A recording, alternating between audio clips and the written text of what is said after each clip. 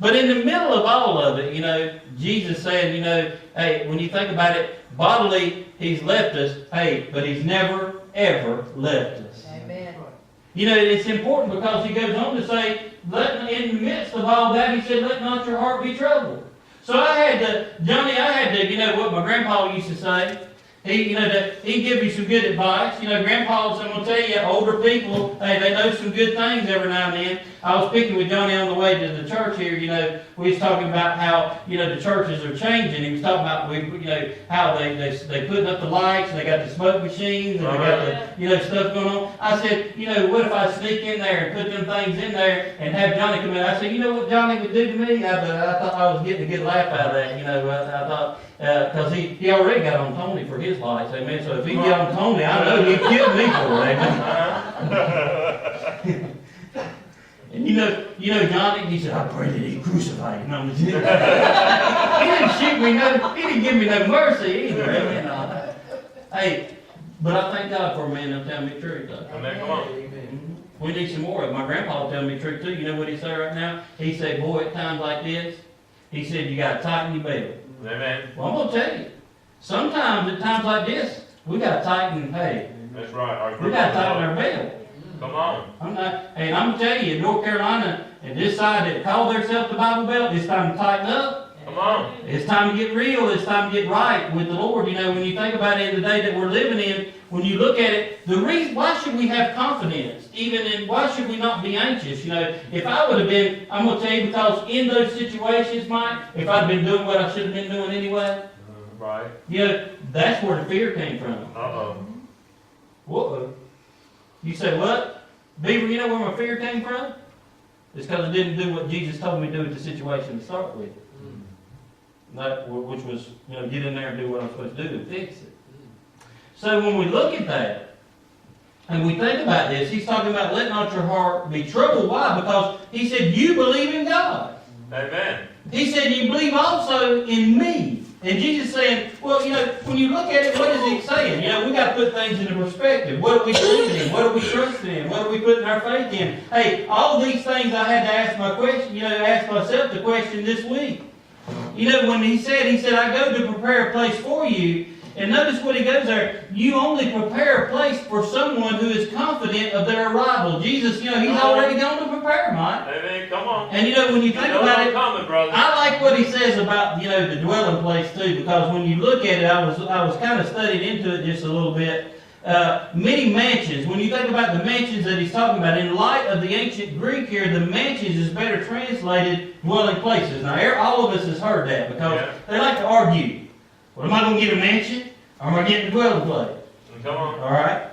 Well, when you dig a little bit deeper in light of when you look at it here, the noun mon there is connected with the verb meno, which also says to stay or to remain, which means a place to stay. Now, what does it say in the simplest terms? Mike just read that. You get me a place to stay. Amen. That's right. So when you go in there, whatever the dwelling place is, you think about it in heaven, it's going to be a glorious mansion. So you say, hey, you want to call it a room, you want to call it a mansion. I don't care what you want to call it. Hey, whatever it is, when it's in God is concerned, amen. I'm going to tell you what, he can make a room a mansion. Amen. Amen. Come on. I'll just take my mansion. Amen. And the street of gold pass right by it outside. Uh-huh. And I'll be able to step out there and I'll be enjoy it. But you know what? Hey, I'm going to go, let me give you some Brooks here. I'm going to give you a little Johnny here. And Johnny don't think I listen to him, but I listen to him. The mansions are going to be fine, amen? Amen. And the street of gold is going to be good, amen? But heaven is heaven. Why, Johnny? Because Jesus is there. You see, I listen to you. When he teaches Sunday school, I listen to what he's saying. You see?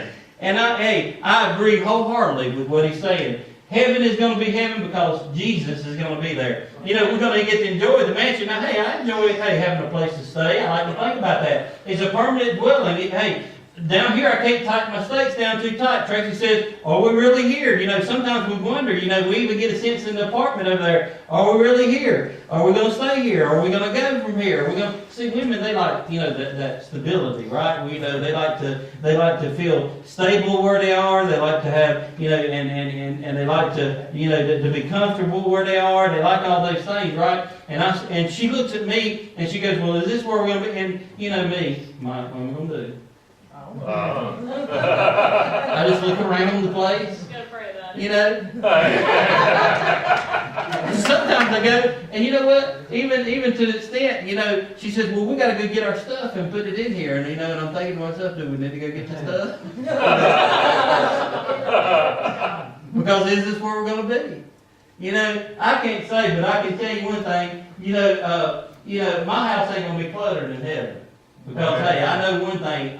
The only thing I have need of is going to be there, and it's going to be the light. Because Jesus is the light of that city. I'm going to have running water because it's going to be a river that runs right down the middle of it. I don't have to worry about going to the grocery store, amen. Because, hey, it says there's going to be a tree there that, hey, bears 12 manner of fruit. And I don't know about you, but I ain't going to have a need. What did you say, Johnny? That's it. I was amen. Amen. I got it right. See, Johnny finally taught me something. I like it. So when we go there, whatever the dwelling place God has for us in heaven, it will be a glorious mansion. Amen. To receive, you think about it. Jesus also makes a statement here. He said, to receive you what? To myself. That where I am, there, what did he say? He said, you may be also. And that's important because when we think about that statement, the entire focus of heaven is being reunited with who? Jesus. Hey, amen. You say, well, what are we going to look like in heaven? I'm going to tell you. He said that you're being conformed into what? The image of Christ. Amen. I look at it in heaven, I think about it. When in heaven, we're all going to be like Christ. And I look forward to that day because, hey, that means we won't be judging each other by what they look like. We won't be judging, hey, whether we're, let me turn around right here, whether we're the most beautiful person or whether we're the ugliest person. Or whether our skin is black or whether our skin is white. Hey, well, it doesn't matter, hey, what cultural background we come from. It don't matter, hey, you think about what religious sect, you think about it here, it doesn't matter if we're Methodist, or hey, we're Pentecostal, hey, we're Baptist, it doesn't matter in that place. You want to know why? Because, hey, we're all going to be, all of us that know Christ have the promise tonight that we're going to be like Jesus. Come on. I like that. You say, well, heaven is heaven, not because of the streets of gold, not because of the pearly gates, or even the presence of angels there, but heaven is heaven because Jesus is there. Take comfort. Notice what he says there. Even as he prepares the place for us, he prepares that place for you. Come on. I like that. When you go in there, Jesus also says here that he is the way to that place. When you say, Pastor, how do I find it? Man, I'm gonna tell you. I don't think we really consider, Mike, just how much people are looking for that place. They're hungry for that place. Come on. And a lot of times they're hungry. You ever had a taste, but you didn't know what your taste was for, but you knew you was hungry. You knew it was something, and this just don't satisfy. That just don't satisfy. Man, I get like that with drinks because I drink sodas or whatever. I know sodas is bad for me. I know. Hey, believe me. I've been. The Holy Spirit says, "Shut up there." But when you look at it, I can drink. You drink sodas after a while, and what happens? You drink it, and pretty soon, that just don't taste good. That just don't taste good. That just don't. But then all of a sudden you'll be there at a place, right, at the restaurant or wherever, and all of a sudden you might say, well, give me something different. Let me have a Sprite, or let me have a tea, or let me have some water. Sometimes on a hot summer day, sodas wouldn't do it, Johnny.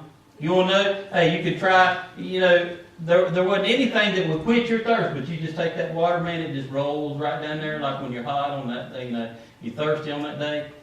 I'm going to tell you, sometimes, we don't know what we're hungry for. The world today, I submit to you, Doesn't know it hey, all. they don't know it all. They don't have a clue. Because they're anxious, they're troubled, they're going through things, and they feel, I'm going to tell you, we talk about suicide. Let me say this. I can see it rising. I can see, when I got over there, I not only talked to the young lady about it, But, while some friends came to the door, all of a sudden I'm sitting there, you know how it is, when you're trying to witness, you're trying to talk to somebody, let me tell you, dog's gonna bark, Right. baby's gonna cry, Phone's gonna ring. hey, phone's gonna ring, not long after, the door, hey, and the friends came over, amen, and I met all the friends, and so I sit back down, and while I was sitting there, she was talking to the friends, well, all of a sudden, the oldest daughter came over, and what do you think she talked to me about? And she didn't even know anything about it. She talked to me about suicide, and she didn't even know that I was there to talk to her mom about the same thing. It's real. Our children, and why? She asked me what my thoughts on a believer, if they committed suicide, what would it be? Because you know what? People, I'm going to tell you, they're ready to check out of this place. They're ready to be, they're hungry, and and when you look at it, I looked at her and I had to tell her the truth. I said, Scripture's not clear on that matter. When you look at it, I say, there's two sides to it. I told her both sides, and when we talked about the subject, I looked at her and I said, but the thing is, I can tell you, it's not God's will that any believer should ever take their own life. Right. I said, He's created you for a purpose, and you're here for a reason. And I said, and He wants you to fulfill that purpose. I said, think about what you've gone through up to this point to make you consider or think about what you're getting ready to do. And I said, and you tell me there's no purpose? I said, how many young ladies, how many young men could you witness to and talk to and share what that experience that you're going through right now, and share that with, and change, their life. We all have a purpose here. When you're thinking about it, we all have a purpose. When I look at that and I think about it, sometimes we have to go through a lot. But Jesus, notice what He said. He said, I am the way. He said, I am the truth. And this is only after, notice the words that are coming of Him, is only after what Thomas says in verse 5. Thomas said unto Him, Lord, he said, we know not whither Thou goest. He said, how can we know the way? And how indeed, let me tell you, I'm going to tell you, from the front row to the back, Johnny's holding up the back, he's anchoring us back there tonight. But from the pulpit to the back tonight, each and every one of you has a calling, and it's to share the love of Christ. I look at it, I think about Constance. She's ready to go in. She's coming in next month with us to the prison. She's going to share, she's going to share what the Lord's done for her. Amen. We need it. And it don't only need to come from her. I'm going to tell you, there's some other ones in here that need to hear your testimonies and need to know what God has brought you through and how He brought you through it. Because I'm going to tell you, they're all important. All of your stories are important. Every one of them. You say, well, how do you know? Because we never know. I'm going to tell you, what did the devil do? To even draw us away in the spirit of suicide, you think about it, what is it has it come into your mind? He makes you feel alone, like nobody else cares, like nobody else is concerned. There ain't no way that he tries to isolate you in the situation that you're in. There's no help for your situation. You can't get out of it. You can't get away from it. You can't get around it. You can't do anything else. And when he gets you over there by himself, then he just and he fingers you, right? And he tries, and think about it. How would they know? Thomas said unto Him, Lord, he said, we know not whither Thou goest, and how can we know the way? Jesus left us here, Mike, to help others find the way. Come on. Oh. Can I tell you that? Yeah. I can say that on the authority of God's Word. And you say, well, Pastor, who am I supposed to talk to? I always pick on Beaver. It's just like you come, see how that rolls right off? I always pick on him. I say, what you preaching on tonight? He said, I'm not called to preach, Pastor. I respect him for that. Right. But the Lord's called him nonetheless. His ministry is apologetics. Hey, it's a ministry we're needing in the day and hour we're in. Amy, you want to know how to find out how to talk to that girl at work? He's sitting right on the front row. So I'll put you on that. Hey, I'll find a way to get you. You know why? Because because he listens to the man that, talks to those type of people all day long. You think about it.